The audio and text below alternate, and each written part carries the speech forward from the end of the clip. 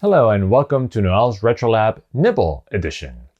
I decided that it would be interesting to do some shorter videos to complement our weekly longer video on topics that just don't need as much time and will still be of interest to some people. Today we're going to be looking at the very cool system of the Oric Atmos. It's actually a system that is not nearly as well known as it should be.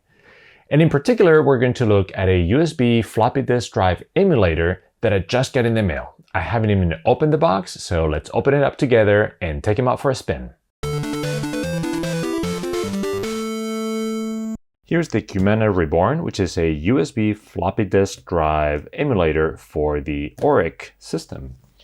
So let's open it up and see what's inside. There should be 2 units because I ordered one for a friend.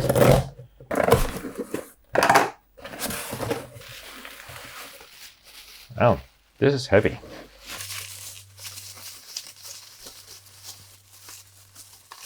Very well protected. And there we go. This is beautiful. Even with the name engraved in the front. This looks awesome. Now that I'm looking at the drive more closely, I noticed that it's really well made. This is not just cheap printed plastic, this is an actual metal case and it's nicely assembled, very sturdy, has those rubber feet. So this part is 3D printed, but it's actually really well done. It's not very rough at all. And then in the back, it has the power connector and on-off switch. This, I don't know, this maybe it's like select A or B drive. And this looks like some kind of big reset button. I'm not really sure, but yeah, overall the feel is just really good quality. So here's the drive next to the Oric, and it's very well done. The colors match almost perfectly. So it looks really great next to the computer. To connect it, all we have to do is plug in the ribbon cable, which is even keyed with this little bump in there, so it can only go this way. There we go. We also need to power the drive with 9 volts, just like the Oric itself. So for that, I'm just going to use a cable splitter. And we'll have one end go to the Oric and the other end go to the drive. One thing to remember with this drive emulator is that the disk images need to be in HFV format. Most of them are in disk format, so you just need to convert disk images to HFE. In this particular case, I'm using HXC floppy emulator. Let's put in a USB drive with some disk images in it. Okay, now that everything is connected, we can turn it on. And yeah, there you go. It shows which image is selected. You can hear the buzzing sound of the drive. Obviously, it's emulated. And there you go, the game starts right away.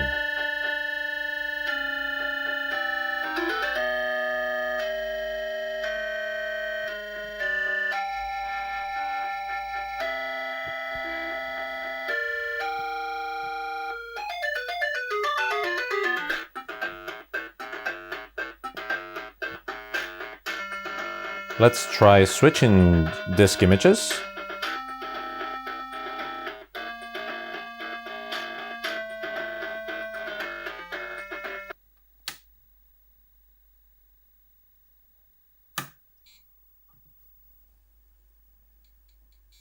And there you go.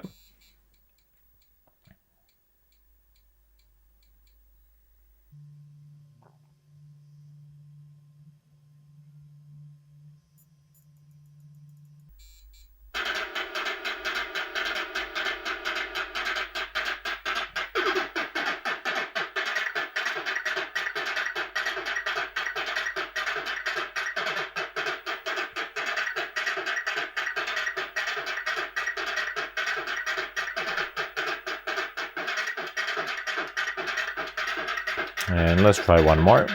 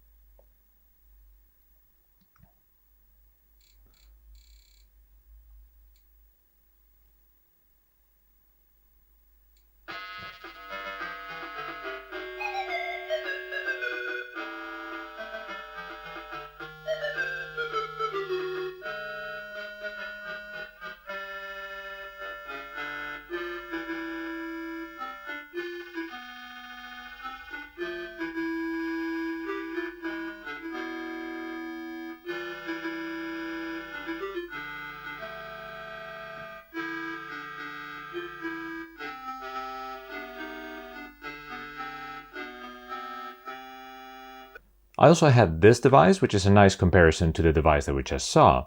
This is a Cumulus drive or Cumulus interface hooked up to some kind of drive emulator with an SD card. And this is not nearly as friendly as the other one. So I like better that it has an SD card rather than a USB stick. But everything else, I also like better that there's no external power needed for this. I guess it gets everything directly from the expansion port. But everything else is much more cumbersome. Let's actually check it out right now. It also plugs in the back, just like the other one, in the same expansion port.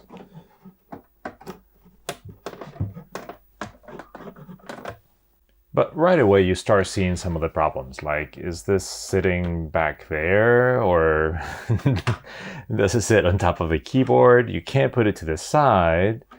And yeah, this is super light, so it's fine like that, but it just makes me slightly uneasy sitting on top of the controller board itself. So definitely the ergonomics of this are not nearly as good as the other one. So when you turn it on, you get a sort of 4 slots, and I guess those are the 4 disk images you can put in the 4 different drives, while the computer is just saying that no disk was found. So you need to manually select a slot, go look for what you want to load, like that, and then you need to reset the Oric, and not by turning the power off, because if you turn the power off and you bring it back on, this is gone. So you need to, every single time, you need to do this. And now I think this is the button. Then you can do reset Oric, yes. And now it will load that disk image. So yeah, it works, but not nearly as functional. And you know, it's funny because this is much more complicated. It has a user interface like this and everything. The Cumulus interface has 2 main things going for it. One, you could have up to 4 drives running at once, which, I don't know, maybe some game or utility requires that.